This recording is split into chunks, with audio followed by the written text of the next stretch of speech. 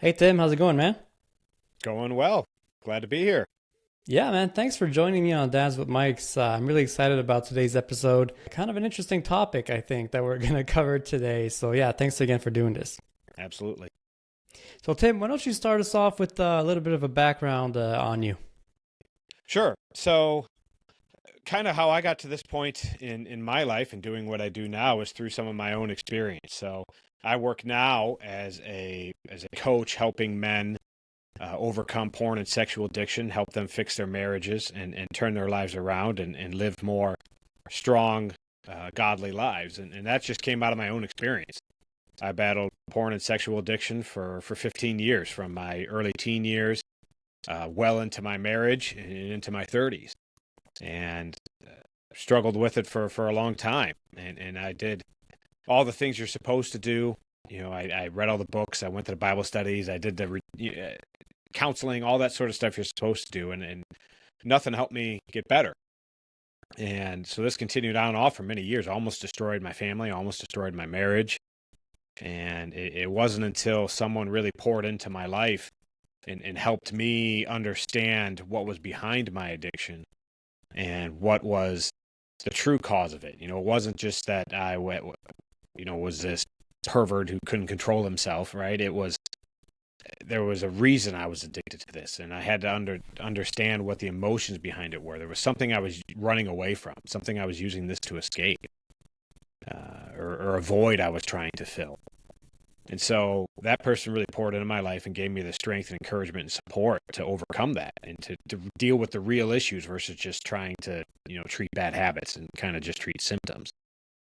And so I was able to overcome that in my life after 15 years. And I kind of thought my job was kind of done then, right? I solved this problem. I fixed my marriage. I healed my relationship with my kids. And I thought, okay, that's it. I can move on now. Well, Right. God had different ideas. He put a mission on my heart to turn around and help other men through the same battle. And so that's what I've been doing now for the last 5 years as a coach, as a podcaster, as a writer, and an author.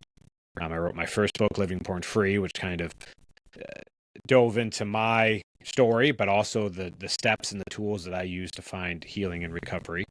And now my newest book, which I co-wrote with my friend Jerry Adams, called Men of Grit Into the Wilderness, which is a 40-day challenge to renew your faith, restore your masculinity, and re-energize your family. And that goes far much deeper than the porn aspect into the whole man and how we can become strong men, strong leaders, better husbands, better fathers, and kind of looking at every aspect of masculinity and how we become better and stronger and more godly. And so that's what I'm doing now is trying to reach out to men and support and encourage them and help them become better men. Can I ask you, at what age were you first introduced to pornography? Probably around 12 or 13.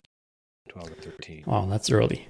Yeah, and it's even younger now. I mean, a lot of the guys that I work with have been exposed 10 or younger, and I hear stories about it being even you know more and more younger as the years go on. For me, I'm in my late 30s. I was kind of at the cusp of the internet age of pornography, right, in the late 90s, early 2000s, and so that's when I first was exposed to it, and I was kind of hooked from the outset. Now, was that through a discovery of your own or friends or, it's usually when you think about that stuff, it usually Right. starts with a friend saying, hey, I found this website on the internet. Yeah, it was kind of myself. It was kind of my own curiosity, I guess. There was never any somebody showed it to me or never any abuse or anything like that. A lot of it was I grew up in a Christian home, and Okay. I'm very thankful for that. And I have very wonderful, wonderful, godly parents. But especially back then, this wasn't something you talked about, right? The big three back then, kind of the purity culture thing, was like don't drink, don't smoke, don't have sex, right?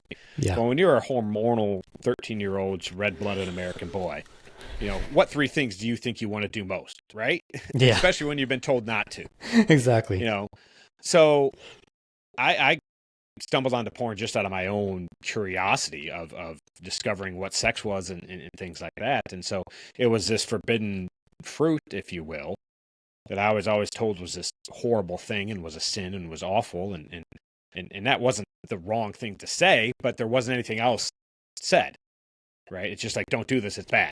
Right. Okay, well, why is it bad? And then I discover porn, I discover masturbation. I'm like, holy crap, this is awesome.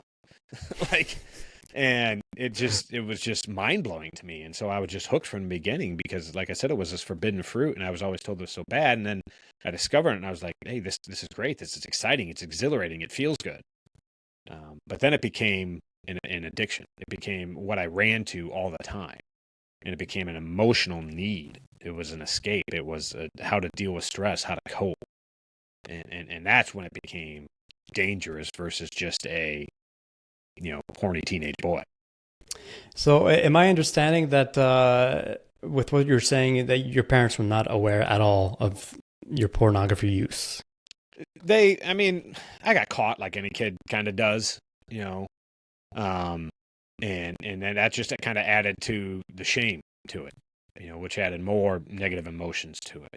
Right. And so that just kind of almost drove me deeper into it versus just having a conversation and trying to understand why I was doing this. It was more condemnation and punishment for it, which just drove kind of the shame cycle deeper. Okay, so you were punished. You were not asked, why are you doing this? Who showed you this? No, there was never really a conversation. And again, I don't blame my parents or anything like that. I mean, they kind of didn't. It was a very different thing for them. I mean, they didn't have this type of internet stuff when they were kids. Different generation.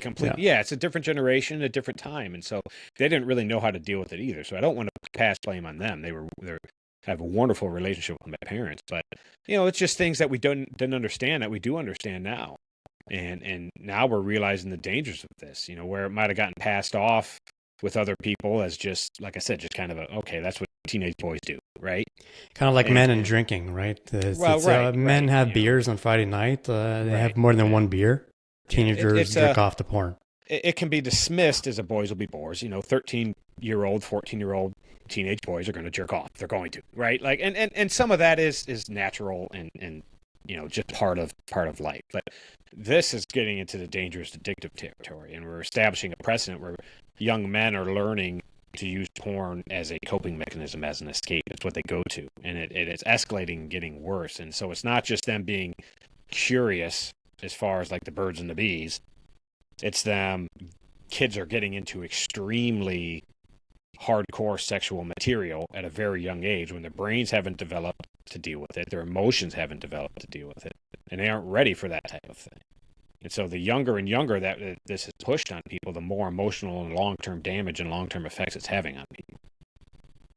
Yeah, and they don't understand it either, right? They don't understand what they're seeing. They've never been explained the context of it. What a normal relationship should look like, right? What intimacy should look like. They think that's what real sex is, right? So when they're getting older and they're getting into sexual relationships, they think what they see in porn is reality and what a real healthy, intimate sexual life looks like, and that's having disastrous consequences on relationships and marriages and things like that, because porn isn't sex education, right? No. But that's what it's being treated as. And that's what it's being used as by these young men, unfortunately. And so that's having lasting consequences into their relationships as well. At which point for you did you maybe start to realize, oh man, I think this is the problem? Mm-hmm. Or did you start feeling embarrassed about it? Or did you, as a teenager, maybe it's hard kind of for your mind to go there, but yeah, because you think it's normal and everybody does it. But did you have any point in time or a specific moment where you ask yourself, is this normal? Yeah, it was always something I knew inherently was wrong, right? There was always that conviction there that like, hey, this is wrong, and whether that was a sin aspect from my faith background or whatever, but there was never a time where I really kind of justified it. I maybe subconsciously tried to justify it to myself, but there was never really a time where I was like, I deserve this, or I should have this, or it's okay to do this. I always kind of inherently knew it was wrong. When I realized it was a real problem, I think was as I got older, and especially when I first got married, because I thought, okay, well, I'm alone, I'm as a teenager, whatever, don't have a wife or girlfriend or whatever, so I'll just look at porn and masturbate. when I got married, and I kind of naively thought that, okay, well, this will stop. I'll have a wife. We can have sex all the time, and that'll be great. And it was kind of a naive thought. And in fact, it didn't get better. It got worse. And so that's when I really realized that it was a problem and it was going to cause damage to my marriage. And it did over time. And it was only through the years of work that we did together and through the grace of God that we were able to heal our marriage, because a lot of marriages wouldn't have survived what we had.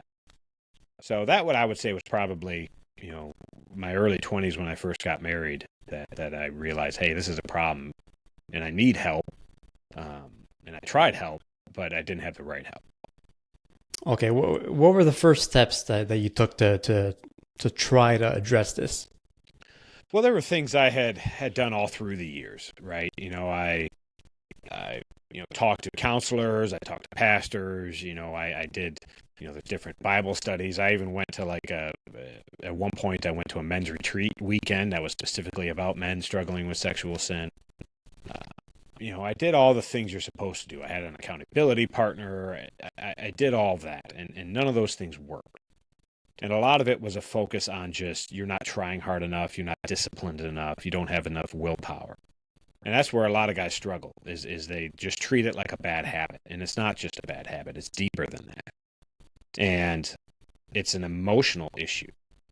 Something I say all the time is that porn addiction isn't a habit to break, it's a wound that you need to heal. Okay. And that's the difference that made the difference in my life and the difference that it makes in the men that I coach. It's not a matter of trying harder or praying harder or just having the right tips or tricks, or if I could only get a month in, then I'd be good. We tell ourselves all these things and we never truly overcome it. We always go back to it. Well, the reason we go back to it is because we've learned to use this as an emotional cope. We've learned to use this to escape pain in our lives. Porn is something else I say. Porn addiction isn't about seeking pleasure. It's about escaping pain. It may have started as like a, relatively benign, curious teenage boy, like it did for me. But then it develops into an emotional need. It's how we learn to deal with pain in our lives, learn to deal with. Do you think that's the case for most men, or is it just some of them? It's coping with something, or is it maybe the case that for some people it's just, it's something I do occasionally. I don't think it's that big of a deal. I don't do it because I'm emotionally hurt or anything like that. Sure. It's just sometimes I'm too horny. My wife has her period. She's not available. I need to do something. Right. I think that underneath every porn addiction, there is an emotional issue. Some are obviously worse than others, right? I mean, I work with guys that have major red flag sexual abuse, somebody died, deal with divorce, things like that. But just as many people who don't have anything like that, like I didn't. I grew up in a happy, healthy home. So there's certainly different levels to it. And I think a lot of men don't even realize that they're using it as a coping mechanism. Okay. But even though they are. So a lot of times what happens is we learn to use this to deal with things that we can't cope with or can't handle on our own, even if we don't recognize it, even if it's on the subconscious level. You mentioned the example, my wife's on her period, so she can't have sex. A lot of times, even on the subconscious emotional level, that comes off as a rejection. And men struggle with that rejection. That's why they go to porn a lot of times. For me, that was one of the big things I dealt with was a fear of rejection. Okay. So I ran to porn because there is no risk of rejection. There's no fear behind that. Right. There's no risk of being turned down or rejected or told you're not good enough. You're always the best. You're always wanted. You're always, and so men are looking for that acceptance. So even in simple things like that, where, my wife's not available or she's not feeling good, sometimes on the emotional level to men, they've learned to use porn to face rejection, even if they don't recognize it on the surface. And so a lot of men that I've worked with thought that. They're like, oh, well, I'm just, I don't have a girlfriend right now. And I need to, blow off some steam and those type of things. Or they just think it's a surface level thing. But when we dig deeper, when we really talk about it and stop just treating it like a bad habit, like biting your nails or something, and treat it as an addiction and as a deeper issue, a lot of times those guys realize, they're like, holy shit, you're right. There is something deeper here. There's some emotions I haven't dealt with, and I've learned to use this as a means of escaping them or as trying to fill a void that I've been looking to fill in my life. And so for those guys who might be, hearing you and saying, okay, yeah, I get all that. I really don't think it's a problem for me. I don't have any of the symptoms you've described. But let's say they have doubt in their minds. They're asking themselves questions. What sort of symptoms or signs should they look out for to maybe start realizing, yeah, it is an issue? Because maybe you'll have a guy that says, oh, you know what, I watch this sometimes, but it's really more of an occasional thing, maybe once every 2 weeks. It's really not that much.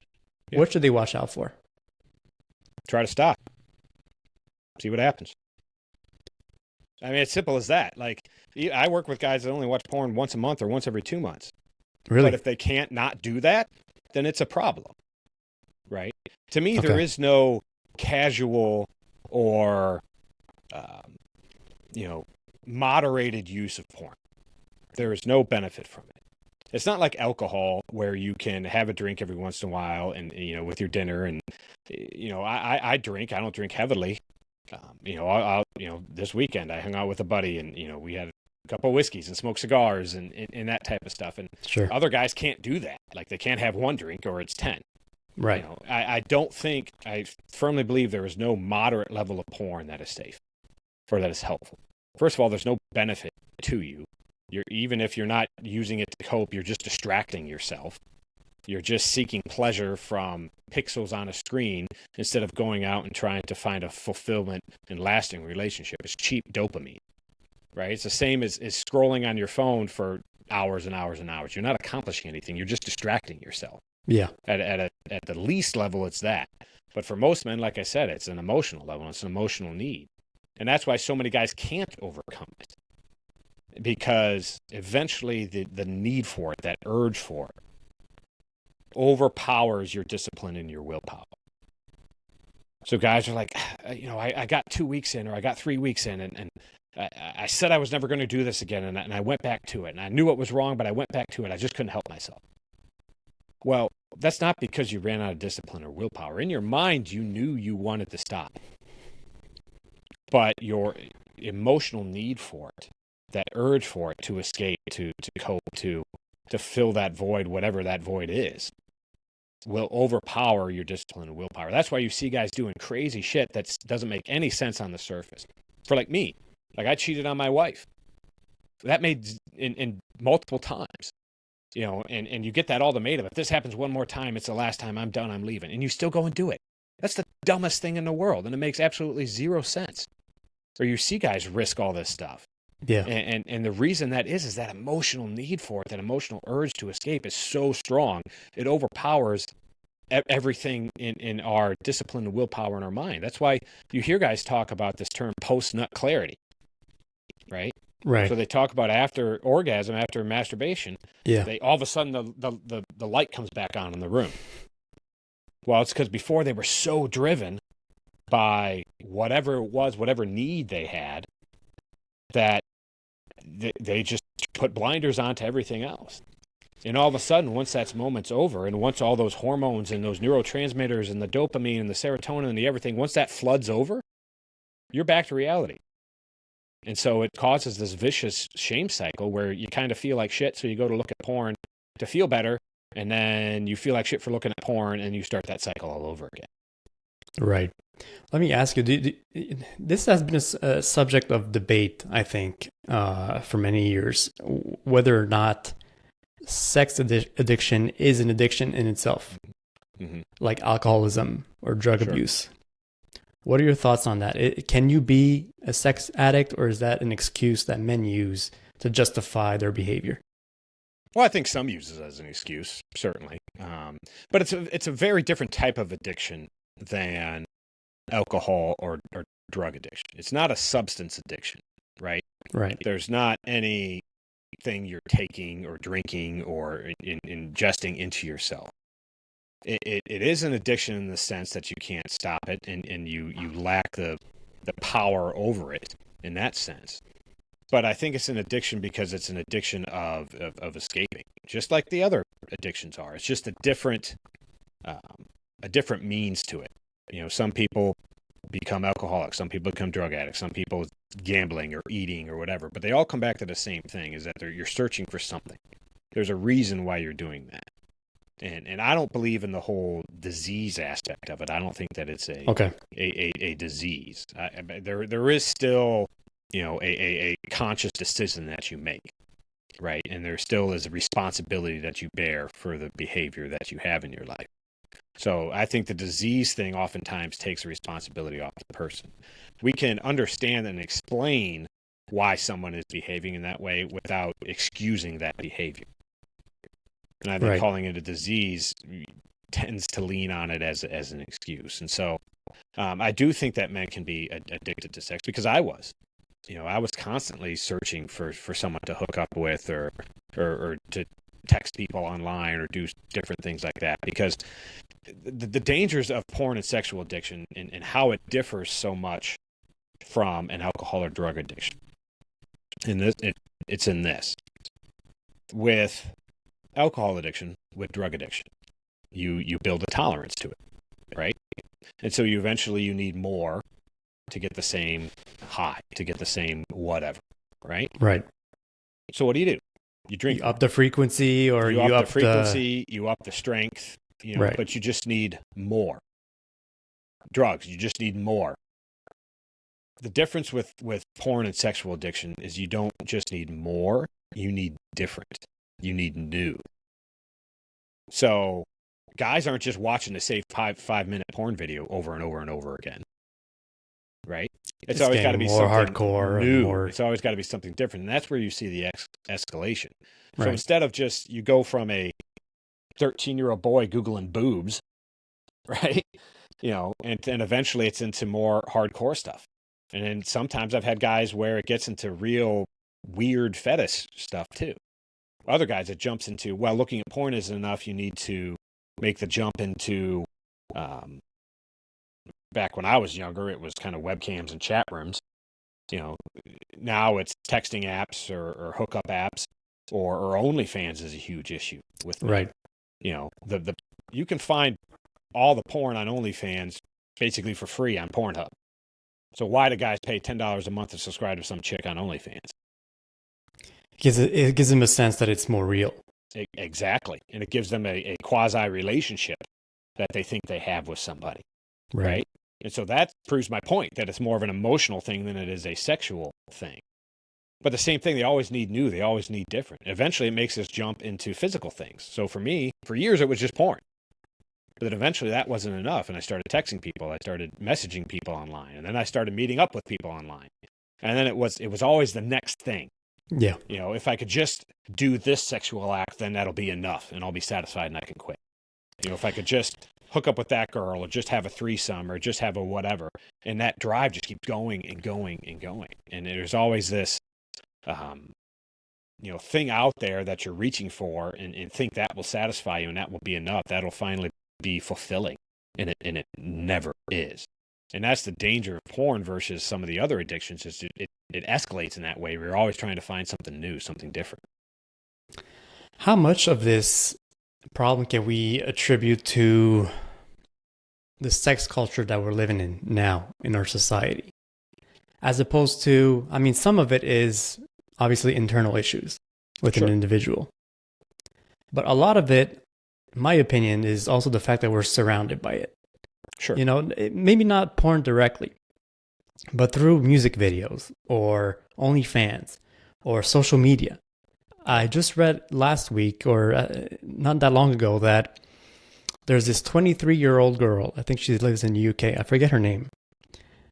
She's on OnlyFans, and she, in order to promote it, I guess, she did this challenge of sleeping with 100 men in, I think it was 24 hours.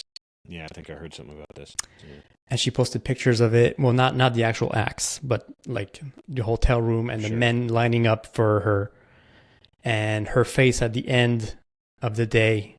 It was just horrific stuff. Sure. And this is, look, I don't follow any of that stuff, but I'm on X, and somehow I came across it. Mm-hmm. It made its way on my feed, and I saw it. Right. And I just could not believe it. So if I can see that on X, it's public. It's public information.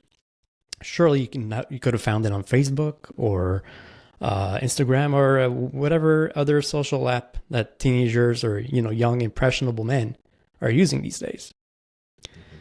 So, in your opinion, like how major of an effect does that have on men, as opposed to, oh, maybe it's a need that I have inside me that I haven't addressed? I think it's the two together that makes it so devastating, and why we've seen it so get so much worse over the past 15, 20 years. Because there's always been those issues, those deeper seated issues, and now the access is there where it wasn't before. I remember as a kid going into the video rental store, and there was that little room in the back corner, the real creepy curtain or something back there where they had everything, right? I don't know how old you are, but we still had video rental stores when I was a kid. I remember that. I'm almost 40, so I remember that. Right. Yeah, me too. So, and before that they had the adult theaters that you had to go to. So there was some level of risk, or some level it was harder to get to. Or before then it was your uncle's Playboy or Penthouse or whatever, right? Yeah. Well, now we walk around with a device in our hands that has access to every element of porn video ever made, that we can call up at any second, anytime, anywhere. And so I think the access has made it so much easier, which has made it so much worse. And you're right, we live in a hyper-sexualized culture. Yeah, sex sells, it's cliche, but it's true. It does. Right? And so, we're taking something that is a natural, God-given drive for men, and we're hijacking men's natural sexual desire, which God designed for him to use to seek a mate and to procreate and to build intimacy with his spouse. That's how it's designed. That's how the male sexual drive is designed. And as a society, we've hijacked that and turned it into this product to sell. Right. And it sells like hotcakes, right? And I mean, the porn industry, I forget what the exact numbers are. I'd have to look them up. But I know this is true, that the porn industry out revenues all four major professional sports combined. Are you serious? Yes. The NFL, NBA, NHL, and Major League Baseball. They have more profits, more revenue than all four major sports combined. That's unbelievable. And it's astronomical how much there is. And you hear statistics about how much percentage of the internet is actually porn. There's some, it's like 20% of the internet or something that's porn. And you see it on X as well, right? It's a big issue on X. Yeah, banned porn bots. Everybody's talking about banned porn bots, and Elon do something about it. And I really wish Elon would. I do. And Instagram isn't much better. Okay. They may not show the gratuitous nudity, but they might as well. I mean, crying out loud, you look at some of these,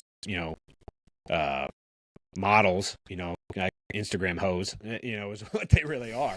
They might as well be nude. And what they are is they're a sales funnel, right? So you see these girls on Instagram posting all these provocative photos wherever, and really what they want you to do is click at their link in bio and go to their and buy their OnlyFans. That's what they want.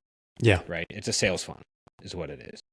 And so it's all about driving, sex sells, and like I said, they've hijacked something that's good, a natural human masculine desire for sex, and turned it into something that's a product. And they've gotten men addicted to it in astronomical numbers. How bad do you think it could be in terms of young men and the relationships that they might be embarking on? Mm-hmm. Young men, having their first girlfriends. Mm-hmm. How badly do you think porn can affect that, and the way that the man will treat the lady in his relationship? I think there's kind of two ways to look at that. There's what we talked about earlier, where it's like porn is treated like it's sex education. And so when they go to have sex with someone, they think that's what they see in porn is what girls want, or what real intimacy is. Right. And so there's a lot of abuse and a lot of terrible things that are happening to young girls because of that. Because young men's minds have been warped and brainwashed into thinking what sex really is and what girls really want. Young girls then believe that that's what guys really want, so they have to do all these degrading things. because they think that's what guys want, you know, and that's all driven by porn. And so it's a lot of the other side of it is that a lot of young men aren't even getting into relationships because they don't have to. They can just jerk off the porn all day, and they don't have to go through the risk of rejection of asking a girl out. Right. You know, and that's happening a lot too. When I started coaching, I thought the majority of my coaching clients would be guys like me, guys who were married that were struggling with this, that were, you know, had caused damage to their marriage or maybe even lost or risked losing their marriage. And that's a good portion of my client base. But I was really surprised how many young single men that I have coming to me for help. We're talking 20s or what? Yeah, in their 20s generally, you know, because they want to get in a relationship, they want to have a girlfriend, they want to get married, want to start a family. And they know they can't go into that relationship with this addiction, and they want help breaking free from it.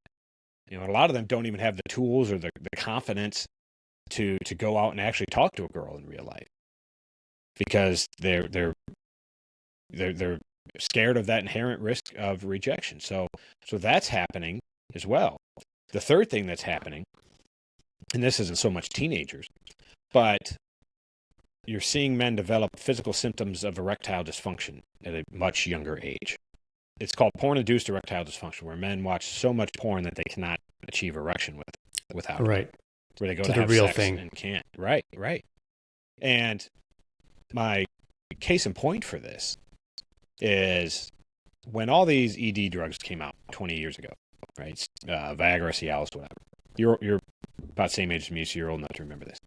When they first started advertising for that stuff, you know, the men in the commercials, you know, they had the silver fox couple, right? Yeah. You know, the guy in his late 60s or whatever, you know, and they had all those commercials. Look at the age of the men in the commercials now. It's not the same. So if you see a commercial for Roman or Hims or whatever all these other brands are now, that you'll see yesterday watching NFL games, right? Yeah. You'll see that the men are much younger. They're our age. They're in their mid-30s. Men who should be at the kind of the height of their virility. Right? But they're all struggling with erectile dysfunction. Why is that? You know, I think a lot of it has to do with porn. You know, so many men are watching porn. The numbers are about 2/3 of men regularly watch porn. 2/3 of men? 2/3 of men, 25 to 55. Is that in the States or? I believe that was in the States, yes. That was a study done by a group called Covenantized, which is an accountability software. And this was 4 or 5 years ago. I think this was pre-COVID that they did this. But the numbers are almost 80% for 13 to 25-year-olds. And it's probably going up. I'm assuming the numbers I'm sure it's going up. up. Yeah, and there's probably a number of people that didn't admit it, right? Yeah. You know, so it is far more rampant than we think it is. And it's far more younger than we think it is. And so it's having all these effects on men's emotional state, their mental health, on their relationships or lack thereof. And it's causing all this damage. It's not just, I know I teach from a Christian perspective, but I don't think you have to be a Christian to understand that this is having devastating effects. Yeah, of course. I think it goes beyond religion and for this issue. Right. But that's another thing too. So we've spoken about both sides. You know, there's the demand and there's the supply. Right. Now, there will be any number of ways to address this, obviously, but what would be the simplest, if there is a simple solution to this? I mean, it would be to get rid of all the sources of pornography, which Sure. I don't see it happening anytime soon, No, unfortunately. I don't think it's realistic. So there's also, you know, on the side of addressing the internal issues with men. Mm-hmm. But how do you go about it? Either way, whether you're trying to decrease the supply or get rid of the demand altogether. Sure. You mean more on the societal level versus kind of one-on-one? Exactly. Sure. So, yeah, I think there isn't one big solution, right? You can't legislate morality, right? Right. And so, and I don't think that would solve the problem. You know, you could ban all porn across the country, and I don't think it would really solve the issue. Men are still going to find it somehow. Yeah. Right? It's the same with anything else that you try to legislate morality on. I would love to see that happen. I think that'd be great, but it's not going to happen. Let's just be honest. But I do think there needs to be more control on access to it for kids. Yeah, because there are no limits. I don't know. There's no limits. Because you hear about teenagers. You might have to put your date of birth in, but okay, you just lie about your date of birth. Yeah, exactly. And all that does is keep the company from getting sued. That's all that does. It doesn't actually solve the problem or stop anybody. It's just a CYA thing for the production companies. So I think there needs to be more regulation on access for minors to it. I think that's one of the big societal legislative things. On the more micro level, I think we need to have more conversations about it, especially with our kids. Yeah. So people ask me all the time. They're like, at what age should you talk to your son about porn? I was just about to ask you. Right. And so my answer is always this: whatever age you think they're old enough, do it 2 years before that. Okay. Because I guarantee before they turn 13, even. Right. Yeah. You think of porn, you think about teenagers, but you know what? Yeah. Maybe it might be earlier than that. For us, it was. For I'm on the higher end of the millennial scale. And for us, it was. Yeah. But now it's 9, 10, 11 years old when most kids are getting their first exposure to it. That seems so young, man. You're handing them this thing with unrestricted access.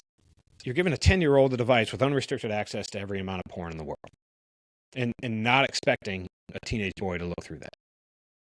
And even if you put safeguards on there, I can guarantee you these kids can get around that stuff. I know because I got around it when I was a kid, and I'm sure my kids get around stuff that I have on their phones. The kids these days are better than us at technology. Right. So it's not a matter of, yes, there should be discipline, there should be boundaries, there should be guardrails in place there, absolutely. But the real issue is having a conversation with your kids about it. And not just coming in and doing kind of what I talked about happened to me at the very beginning of our call, where it just says, don't drink, don't smoke, have sex. Why? Because it's wrong. Okay. Well, that's going to cause kids to seek out, why is it wrong? And then they're going to do it. And like I did, they're going to be like, oh, this is great. And then they're going to start questioning everything else you ever told them. So have a conversation with your kids and try to explain to them, hey, this is something that you're going to struggle with. And it's I struggle. Your friends are going to talk about it. They're going to say, hey, check this out. What do you do? What do you say? Right. And so it's a conversation that you need to have. And you start building those connections with your kids long before they're at that age. When your kids are toddlers, when they're 4, 5, 6, 7 years old, you start, you're not talking to them about porn and sex at that age, but you start having conversations with them and understanding what they're going through and getting them to the place where they can feel safe coming to you with the things they're struggling with. It might be why they're smacking the other kid in kindergarten, but having that relationship built and those conversations had, and being there and being engaged and actually being active and parenting your kids and not just throwing a screen in front of them and let them have at it. If you build those foundations when they're real little, when they get to the age that they're dealing with sexual issues, again, probably 9, 10 these days, is then you've had that foundation laid and you can have those honest conversations and they trust you and they can understand what you're trying to tell them and what you're trying to warn them about and talk to them about the dangers of it. Don't just try to come down like you're just every generation believes their parents don't understand them, right? What's the Will Smith song? Parents just don't understand, right? Yeah. I'm aging myself big time with that one. But the fact that I knew that also ages myself, so it's all good.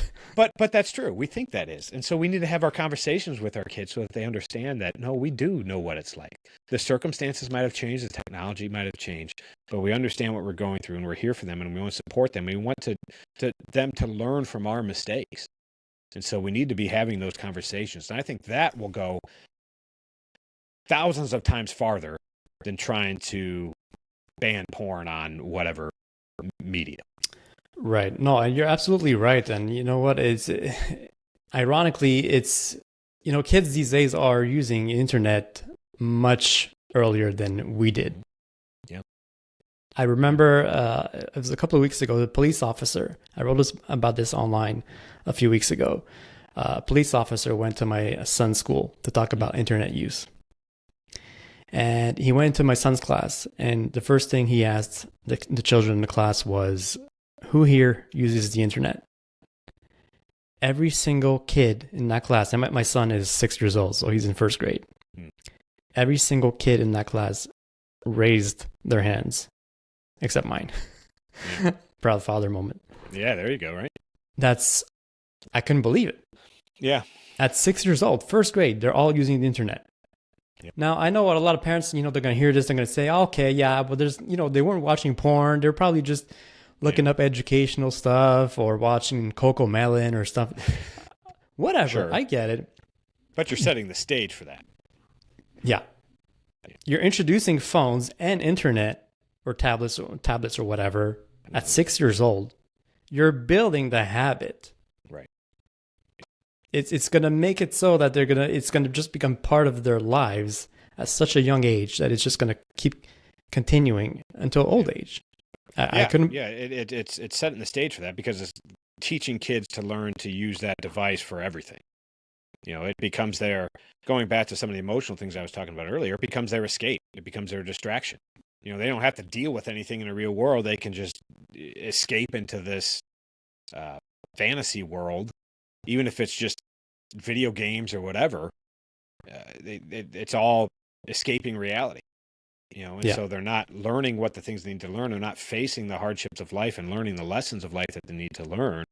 They're learning to escape and to run away from all that. And they do that, it might be playing Angry Birds on their phone when they're 6 years old. Right. But when they're 11 or 12, it's going to be something different. Exactly. Tim, without giving away any of your secrets for your coaching services, let's say a man about our age comes to you for help. What sort of program do you have in place for him? Or if you could set up a guideline for us, what does it look like? How can you help them? Yeah, there's three main things that I focus on. And that is help, habits, and heart is kind of the three H's that I focus on. And so I do one-on-one coaching with men. I don't work with couples. I don't work with groups of men. I do one-on-one coaching because that's where I think the real work needs to be done and where the real change happens. Okay. And so it's mostly one-on-one over Zoom like this, that we work together through these sort of things. And so the first is help. And that is just the help that I can provide them. So that's the teaching, the guidance, the experience that I have from my recovery and now 5+ years of coaching other men, that guidance, that support. But the biggest thing is accountability. And this is where I differ from a lot of traditional therapy or counselors. So I'm just not a guy that you talk to once every 2 weeks or once a week or whatever, right? I'm checking in with my guys every single day. Okay. And I'm there and I'm like, hey, how you doing today? And I want them to be upfront with me. If they are tempted or have a relapse or a setback, I want to know about it immediately so that we can begin breaking it down and understand what went wrong, what we can learn from it, and what we can do better the next time. So I'm very hands-on in that way. I have somebody just texted me a second ago. I'm very hands-on in that way that I want guys checking in with me. I'm your accountability. I'm your brother in this battle. There's nothing you're going through that I haven't gone through myself, right? I'm not a doctor. I'm not a psychiatrist. I'm not a pastor. I'm not any of these letters behind my last name. Right. I'm just a guy that fought through that darkness, came out on the other side, and now God's laid the mission on my heart to turn around and help other men through it. And so I'm there in the trenches with them. I'm going to encourage them when they need encouragement. I'm going to support them when they need encouragement. And I'm going to give them a kick in the ass every once in a while if they need it too. But that constant accountability and support and encouragement is what these guys need. They know it's wrong. They get the shame. They get, the damage it causes to their marriage. They understand it's wrong. They need somebody to keep them accountable on that, but they also need somebody to help them through that. We can't just beat guys over the head and tell them, you're sinning, you're awful, you're wrong, you're a pervert. Why can't you, if you really wanted to, you would just quit. Right. Well, it's so much deeper than that. And so instead of shaming people into this, we need to help love people through it and give them the support, encouragement, and the tools they need rather than just beating them over the head until they change, because they won't ever change. So the help is a huge aspect. The second thing is habits. I kind of got done saying a little bit ago that it's not a bad habit, but there are habitual things that we need to do, right? We need to set boundaries. We need to understand what things are triggering for us and protect ourselves from those things, remove them if possible, reduce them if we can't remove them. One thing that I think is a huge tool is routines. Okay. It's building a daily routine. So morning routine, evening routine, finding out what times you're most vulnerable. For a lot of men, it's late at night, and it was for me too. My wife and kids would be in bed. I'd be downstairs watching TV, scrolling through my phone. One thing leads to another. There I am, right? So I had to build an entirely different evening routine to completely avoid that vulnerable scenario. I just had to take that opportunity away and build a new routine around it. So I focus on that a lot. I focus on journaling a lot. And when I say journaling, I don't mean like a diary, like a 16-year-old girl's diary. I mean, just tracking your progress, just being able to put what's going on up here down on paper, right? Being able to express what you're thinking and feeling. So all these different sort of things. I think routines are huge. I think journaling is huge. Physical exercise is a huge part of it. Getting your diet right. These things may seem little or subtle, but they have a huge impact on your mental state and your emotional state and your ability to have the discipline and the courage to keep fighting. I'm guessing prioritizing your relationship also is probably a big... It is. But I do think that you can't fix a marriage until you fix the man. Okay. And so, when this happens is a lot of couples immediately run into marriage counseling and they're trying to fix the marriage, which isn't, is well-intended. Right. I don't think it's necessarily a bad thing. But none of that's going to have any effect if the man doesn't fix himself first. You can't fix a broken marriage until you fix a broken man. Okay, yeah. And so I think it's better for the man to work on his issues and her to work on healing separately, and then they can come together and work on fixing the marriage. I just learned that from experience personally. Right. We worked on our marriage and okay, maybe we're communicating better, but if I'm still looking at porn, it doesn't mean shit. True. Right? Yeah. So you have to fix the man before you can fix the marriage. Got it. So help, habits, and the last thing is heart, which is just what I talked about earlier. We have to understand why. This isn't a surface level issue, and too many men think it's just a bad habit that you can just, pull up yourself up by your bootstraps and try harder and overcome it. And it's so much deeper than that. So we have to get down into the deep-seated root cause of it and understand, why is this happening? Why can't I overcome this? Why am I using this to escape? What am I using it to escape from?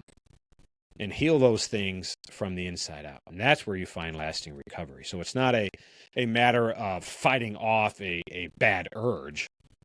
It's healing yourself from within so you don't have the bad urge in the first place. Right. And that's where the true lasting recovery comes in. Like I said, it's not a habit to break, it's a wound to heal. And so those three things together are what led to my success and all the dozens and hundreds of men that I've worked with over the years to lead to their successes, is working on those three separate things. Awesome. Tim, thank you so much for joining me on Dads with Mikes. Let us know, last thing, what are you working on right now besides the coaching services, especially that book behind you, and where can people find you? Sure. So people can find me online. My website's timothyreigle.com, or I'm at Timothy Reigle on both Instagram and Twitter X. My newest thing right now is promote my new book with Jerry Adams. It's called Men of Grit Into the Wilderness. And what this is it's a 40-day challenge. So it's kind of each day there's a lesson, and then there's a challenge to how to apply that to your life. And so a lot of it is from a biblical perspective, and what does it mean to be a strong, godly man, and to be the husbands, the fathers, the leaders, and the strong men that we need in this world. This world needs strong men to step up and lead. And so this book is designed to help those men and give them the tools and the daily application to become the strong men that we need in our world. Awesome. Thanks again, Tim. Absolutely. Thank you.